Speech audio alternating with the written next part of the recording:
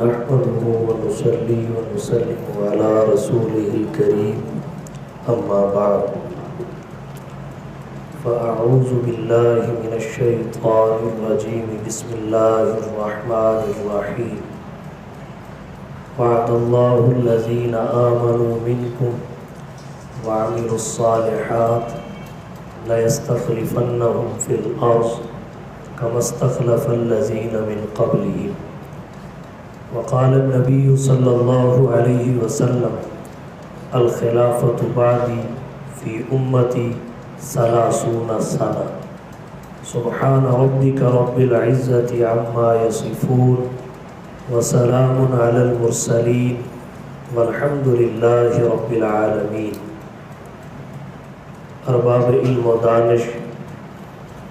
اصحاب ذی شعور، احباب فکر و نظر،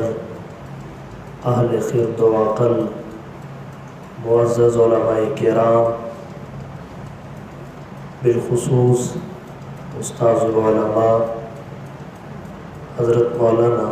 عبد الواحد صاحب رسول نگری دامت برکاتہم العالیہ،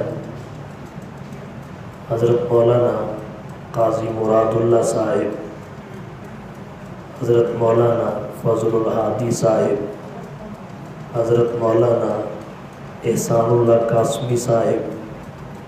حضرت مولانا حافظ امجد محمود معاویہ صاحب،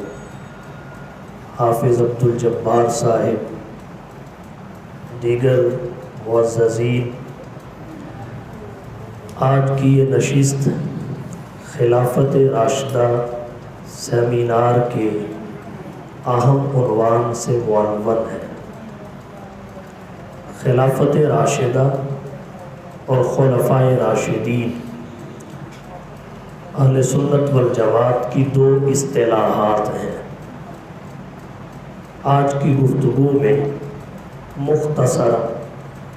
ان کا دائرہ اور تفصیل ذکر کروں گا، پھر کبھی موقع ملا خلافت راشدہ اور خلفائے راشدین دونوں کی خصوصیات پر کچھ معروضات پیش کروں گا۔ خلافت راشدہ یہ بھی اہل سنت والجماعت کی ایک اصطلاح ہے، خلفائے راشدین بھی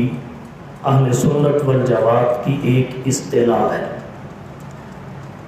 دونوں کا دائرہ کچھ مختلف ہے۔ خلافت راشدہ کہتے ہیں جناب نبی کریم صلی اللہ علیہ وسلم کے انتقال اور وصال کے بعد کے 30 سالہ دور کو، جس کی آپ صلی اللہ علیہ وسلم نے اپنے زمانہ حیات میں پیشین گوئی فرمائی، الخلافت بعدی فی امتی 30 سنہ کے ذریعے۔ اس 30 سالہ دور میں حضرت ابو بکر، حضرت عمر، حضرت عثمان، حضرت علی اور حضرت حسن بن علی رضی اللہ تعالی عنہم اجمعین کے ادوار خلافت آتے ہیں۔ خلافت راشدہ کی ابتدا حضرت ابو بکر صدیق رضی اللہ تعالی عنہ کے خلافت کے ایام سے ہوتی ہے۔ تکمیل اور انتہا حضرت حسن بن علی رضی اللہ تعالی عنہ کی خلافت کے 6 مہینوں سے ہوتی ہے۔ رہی خلفائے راشدین کی اصطلاح، اہل سنت والجماعت کے نزدیک خلفائے راشدین میں خلفائے اربع آتے ہیں۔ خلفائے راشدین کی ابتدا حضرت ابو بکر صدیق رضی اللہ تعالی عنہ ہے، تکمیل اور انتہا حضرت علی رضی اللہ تعالی عنہ ہے۔ ذہنوں میں سوال پیدا ہو سکتا ہے، حضرت حسن بن علی رضی اللہ تعالی عنہ کی خلافت کے 6 مہینے جب تک شامل نہ کیے جائیں اس وقت تک 30 سالہ دور پورا نہیں ہوتا جس کی جناب نبی کریم صلی اللہ علیہ وسلم نے پیشین گوئی فرمائی۔ حضرت حسن بن علی کی خلافت کے 6 مہینے جب خلافت راشدہ میں شامل ہیں، وہ خود خلفائے راشدین میں شامل کیوں نہیں ہیں؟ بعض حضرات کا تقاضا یہ ہوتا ہے کہ خلفائے راشدین 4 نہیں بلکہ 5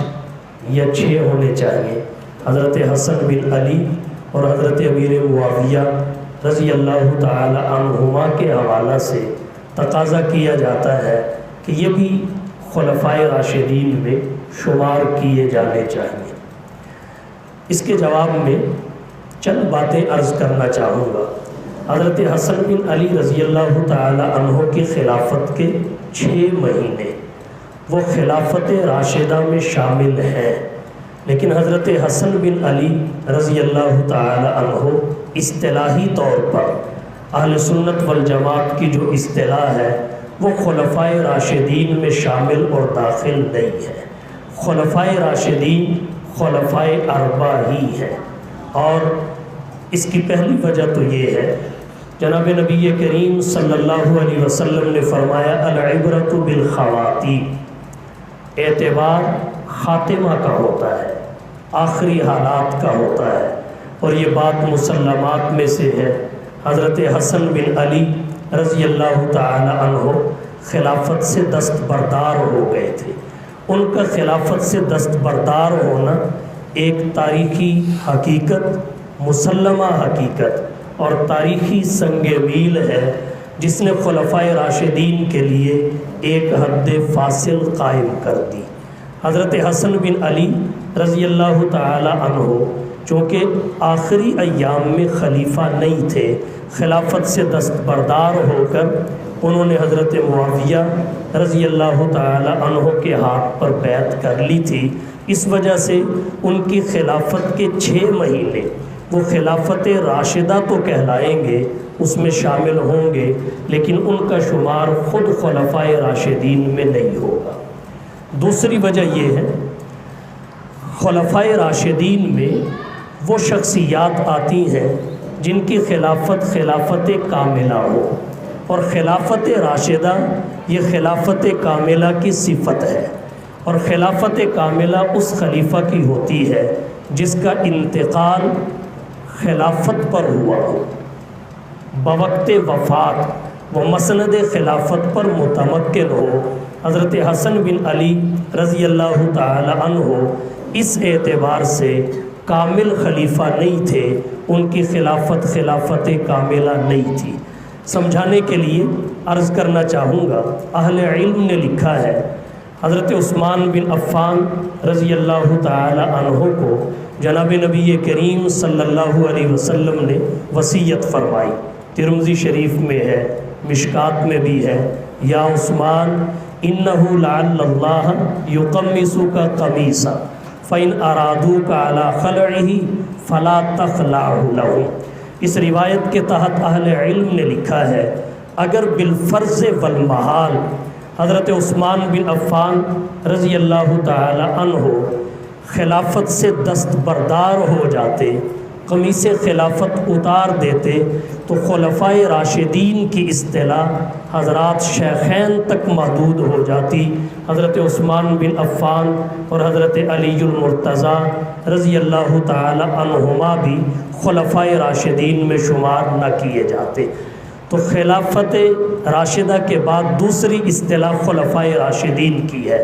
خلفائے راشدین اہل سنت والجماعت کے نزدیک خلفائے اربعہ ہیں۔ حضرت حسن بن علی اور حضرت معاویہ رضی اللہ تعالی عنہ کا شمار اہل سنت والجماعت کے نزدیک خلفائے راشدین میں نہیں ہوتا، کیونکہ ان کی خلافت حضرت حسن بن علی کی خلافت کاملہ نہیں تھی، اس لیے کہ ان کا انتقال خلافت پر نہیں ہوا۔ اس پر ایک سوال اور کھڑا ہوتا ہے، وہ یہ کہ چلو حضرت حسن بن علی رضی اللہ تعالی عنہ کا انتقال خلافت پر نہیں ہوا، وفات کے وقت وہ خلیفہ نہیں تھے، پر حضرت معاویہ رضی اللہ تعالی عنہ کی وفات تو اس وقت ہوئی جب وہ خلیفہ تھے، مسند خلافت پر فائز تھے، اس حال میں ان کا انتقال ہوا، پھر انہیں خلفائے راشدین میں شامل کیوں نہیں کیا جاتا؟ اس کا آسان لفظوں میں جواب یہ ذکر کرنا چاہوں گا، یہ حکم اس وقت تک ہے جب تک کوئی خلیفہ خلافت سے دستبردار نہ ہو۔ جب کوئی ایک خلیفہ بھی خلافت سے دستبردار ہو جائے تو پھر یہ حکم تبدیل ہو جاتا ہے۔ اس وجہ سے کاتب وحی حضرت معاویہ رضی اللہ تعالی عنہ متعدد شرفوں، عظمتوں اور فضیلتوں کے باعث اصطلاحی طور پر اہل سنت والجماعت کے نزدیک خلفائے راشدین میں شمار نہیں کیے جاتے۔ جہاں تک بات انفرادی طور پر شخصیات کی ہے تو تمام صحابہ کرام ذات کے اعتبار سے اور اعمال کے اعتبار سے راشد ہیں۔ اللہ نے سورۃ الحجرات میں سب کے لیے فرمایا اولئک هم الراشدون۔ ایک بات یہاں اور عرض کرنا چاہوں گا، یہ سوال بھی پیدا ہو سکتا ہے، ہمارے اکابر میں سے، ہمارے اسلاف میں سے بعض نے حضرت حسن بن علی رضی اللہ تعالی عنہ کو خلیفہ راشد لکھا اور کہا ہے۔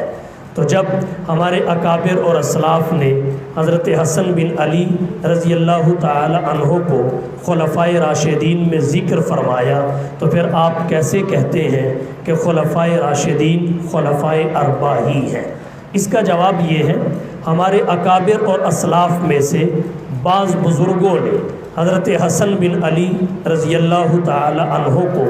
جو خلیفہ راشد لکھا وہ اصطلاحی طور پہ نہیں لکھا۔ ان کے پیش نظر اس وقت اہل سنت والجماعت کی اصطلاح نہ تھی، لغوی طور پہ انہوں نے حضرت حسن بن علی رضی اللہ تعالی عنہ کو خلیفہ راشد لکھا، جیسے ہمارے بعض اکابر نے حضرت عمر بن عبدالعزیز رحمہ اللہ کو بھی خلیفہ راشد لکھا ہے۔ اگر اصطلاح کی بات کی جائے تو اہل سنت والجماعت کے نزدیک خلفائے راشدین کی اصطلاح خلفائے اربعہ تک ہے، جیسے خلافت راشدہ یہ 30 سالہ دور تک ہے۔ امام انقلاب حضرت شاہ ولی اللہ صاحب محدث دہلوی رحمہ اللہ نے یہ بحث ایک اور انداز سے سمجھائی ہے۔ حضرت شاہ ولی اللہ صاحب محدث دہلوی رحمہ اللہ فرماتے ہیں خلافت کی 2 قسمیں ہیں، ایک خلافت خاصہ، ایک خلافت عامہ۔ خلافت خاصہ سے حضرت شاہ ولی اللہ صاحب محدث دہلوی رحمہ اللہ نے خلافت نبوت، خلافت راشدہ یا خلافت علی منہاج النبوہ کو مراد لیا ہے، اور جب خلافت خاصہ سے خلافت راشدہ کو مراد لیا جائے تو یقیناً اس پر نبی کریم صلی اللہ علیہ وسلم کے وہی ساتھی براجمان ہوں گے، وہی اس منصب پہ فائز ہوں گے جو ابتدا سے ہی جناب نبی کریم صلی اللہ علیہ وسلم کے ساتھ ہو لیے، اور یہ انہی کا امتیاز اور انہی کا منصب ہے کہ جنہوں نے مکہ سے حضور صلی اللہ علیہ وسلم کے ساتھ ہجرت فرمائی اور مدینہ طیبہ پہنچے، اور یقیناً وہ خلفائے اربعہ ہیں، تو یہ ان کا امتیاز ہے۔ اب دوسری قسم جو حضرت شاہ ولی اللہ صاحب محدث دہلوی رحمہ اللہ نے ذکر کی وہ خلافت عامہ ہے۔ اب خلافت عامہ جو ہے اس کا یہ مطلب نہیں ہے اس کو ہم اسلامی خلافت قرار نہیں دیں گے، یہ بھی اسلامی خلافت ہے، اور اسلامی خلافت کے جتنے بھی ادوار ہیں وہ خلافت عامہ میں آتے ہیں۔ دوسری تعبیر اس کی یہ بھی ہو سکتی ہے، حضرت استاذ مکرم علامہ زاہد الراشدی صاحب دامت برکاتہم العالیہ کا میں ایک کالم پڑھ رہا تھا، اس میں بڑی آسان تعبیر حضرت استاد محترم دامت برکاتہم العالیہ نے اختیار فرمائی، یہی خلافت خاصہ اور خلافت عامہ کی بحث سمجھانے کے لیے فرمایا خلافت 2 قسم کی ہے، ایک وہ جس کی بنیاد عظیمت پر ہے، دوسری وہ جس کی بنیاد رخصت پر ہے۔ خلفائے اربعہ کی جو خلافت ہے جسے آپ خلافت نبوت کہہ سکتے ہیں، خلافت خاصہ کہہ سکتے ہیں، خلافت نبوت، خلافت علی منہاج النبوہ کہہ سکتے ہیں، جو تتمہ مستفوی ہے، اس کی بنیاد عظیمت پر ہے۔ حضرت ابو بکر، حضرت عمر، حضرت عثمان، حضرت علی رضی اللہ تعالی عنہم اجمعین، ان کی خلافت کی بنیاد عزیمت پر ہے۔ حضرت معاویہ رضی اللہ تعالی عنہ کی خلافت کا جو دور ہے وہ بھی اسلامی خلافت کا دور ہے، مگر اس کی بنیاد رخصت پر ہے۔ اب آپ کے ذہن میں اگر سوال پیدا ہو، جب خلافت عزیمت پر چل رہی تھی تو رخصت کی طرف اس کے انتقال کی ضرورت کیوں محسوس ہوئی؟ عزیمت سے رخصت کی جانب اس کا انتقال کیوں ہوا؟ اس کا سادہ سا جواب یہ ہے کہ عالم اسباب میں نظام سلطنت کا عزیمت کی بنیاد پر چلنا، سرحدوں کے فاصلے بڑھ جانے کی وجہ سے، اسلامی رقبے کے اضافے کی وجہ سے مشکل ہو رہا تھا، تو اللہ تعالیٰ نے چاہا کہ صحابہ کرام کے دور سے ہی، صحابی کے ذریعے ہی نظام سلطنت کا سلسلہ رخصت کی بنیاد پر چلانا شروع کر دیا جائے۔ جیسے خلافت کی بنیاد عزیمت پر، اس کا آغاز صحابہ سے ہوا، رخصت پر نظام سلطنت کے چلنے کی بنیاد بھی صحابہ کرام پر ہی رکھ دی جائے، تو اللہ تعالیٰ نے یہ کام حضرت معاویہ رضی اللہ تعالی عنہ سے شروع کروایا، جو خلیفہ عادل تھے اور ان کی خلافت عادلہ تھی، کاتب وحی تھے۔ اللہ تعالیٰ نے متعدد عظمتوں اور شرفوں سے انہیں نوازا، تو رخصت کی بنیاد پر خلافت کا سلسلہ اللہ نے ان سے شروع کروایا، اور رہے حضرت حسن بن علی رضی اللہ تعالی عنہ، اللہ تعالیٰ نے خلافت کے ایک دور کو دوسرے دور میں منتقل کرنے کے لیے جس ہستی کا انتخاب فرمایا وہ حضرت حسن بن علی رضی اللہ تعالی عنہ ہیں۔ انہوں نے اسلام کے لیے اتنی بڑی قربانی دی ہے، اسلامی تاریخ میں اس کی مثال نہیں ملتی۔ اور حضرت شاہ عبدالعزیز صاحب محدث دہلوی رحمہ اللہ نے تحفہ اثنا عشریہ میں ایک بڑی عجیب بات لکھی۔ حضرت شاہ عبدالعزیز صاحب محدث دہلوی رحمہ اللہ فرماتے ہیں، حضرت حسن بن علی رضی اللہ تعالی عنہ نے 6 مہینے مسند خلافت پر متمکن رہنے کے بعد خلافت سے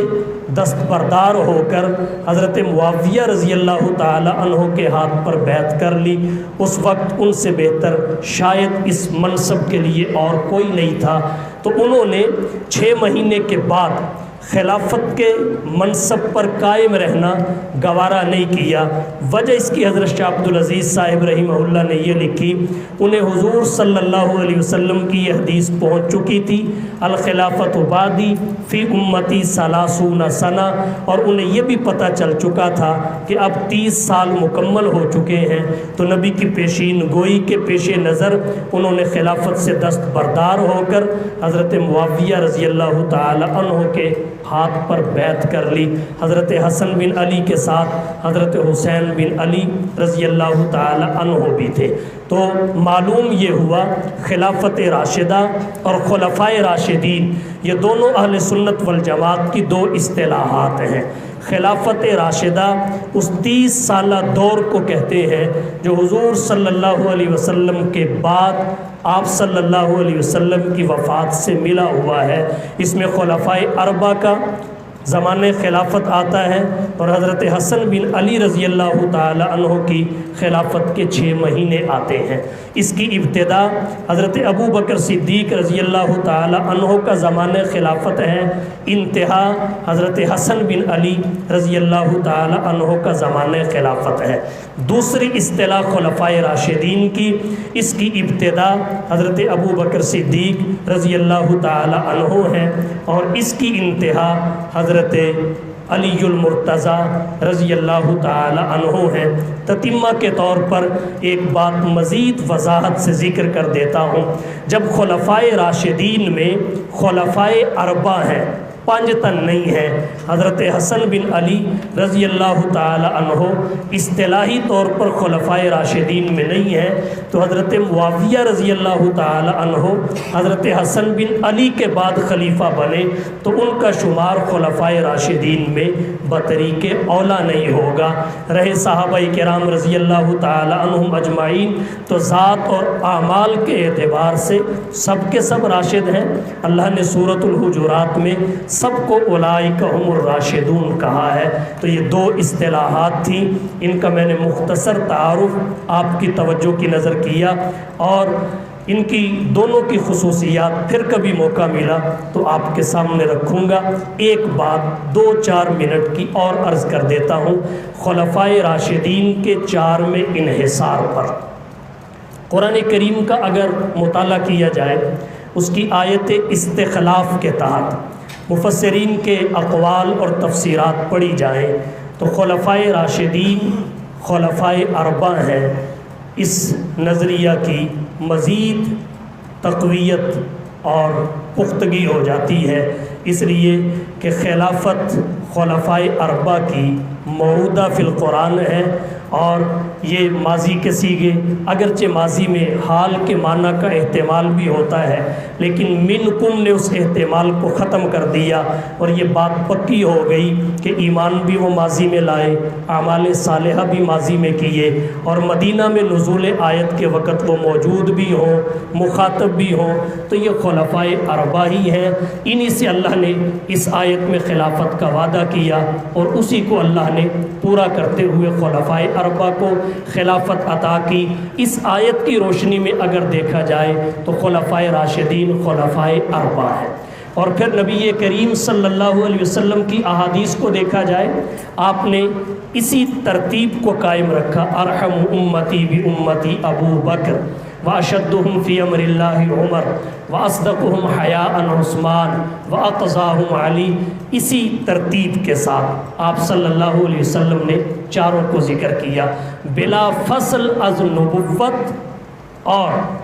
چاروں کا ذکر مسلسل یکجا اللہ کے نبی صلی اللہ علیہ وسلم کی احادیث میں۔ پھر امام ربانی حضرت مجدد الفسانی رحمۃ اللہ علیہ نے مکتوبات شریف میں حضرت سید الفقہا، امام الائمہ، سراج الامہ، تلمیذ الصحابہ، امام سواد اعظم حضرت امام اعظم ابو حنیفہ رحمہ اللہ کا قول ذکر کیا، جس میں انہوں نے اہل سنت والجماعت کی مسل کی علامت کو ذکر کیا۔ من علامات السنت والجماع تفضیل الشیخین و محبت الخطانین۔ اہل سنت والجماعت کی مسل کی علامت یہ ہے کہ وہ شیخین کی افضلیت کے قائل ہوں، کیونکہ شیخین کی افضلیت قطعی درجے کی ہے، اس پر صحابہ کرام کا اجماع ہے۔ اس کے بعد خطانین حضرت عثمان اور حضرت علی رضی اللہ تعالی عنہما، ان کے ادوار خلافت میں چونکہ مسلمانوں میں اختلافات رونما ہوئے،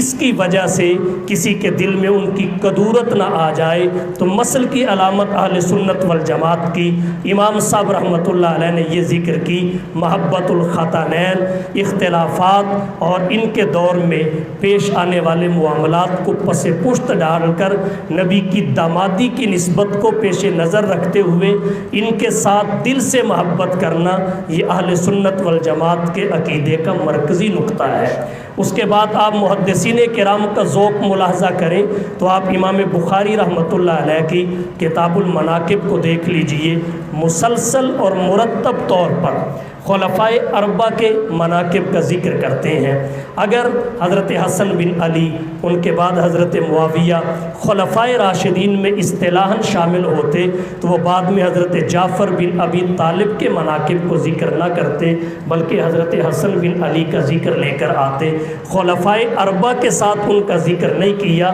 بلکہ حضرت حسن کا ذکر حضرت حسین کے ساتھ کیا، اگرچہ حضرت حسن بن علی رضی اللہ تعالی عنہ کا درجہ، رتبہ اور مرتبہ حضرت حسین بن علی سے بڑا ہوا ہے، اس کی بھی بہت ساری وجوہات ہیں۔ اس کے بعد آپ مسلم شریف کی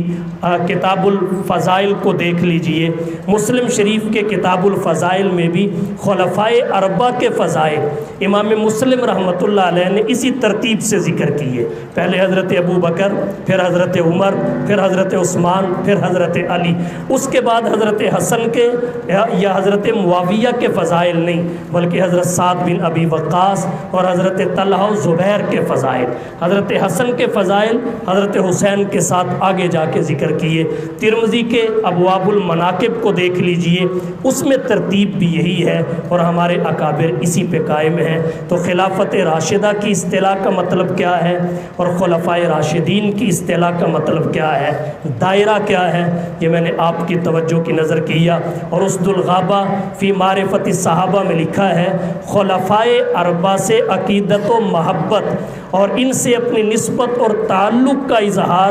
اس وقت یہی اہل حق کے پہچان اور امتیاز کی علامت تھی، چونکہ یہود نے جو تشیع کی بنیاد رکھی، صحابہ کے دور سے ہی یہ سلسلہ چل پڑا، یہ ایک سیاسی جماعت کے طور پہ تھی۔ البتہ خوارج مذہب کا نام لے کر اٹھے تھے، لیکن خوارج حضرت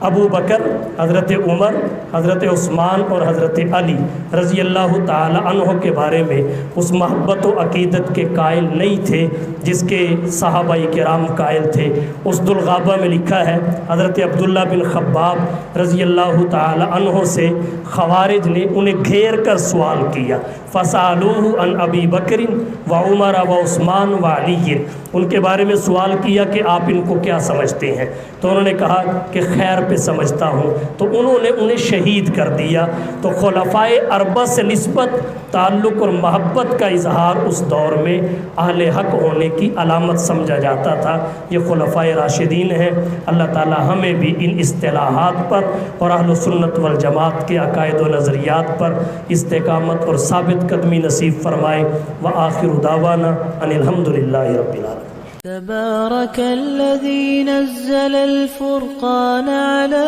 عبده ليكون للعالمين نذيرا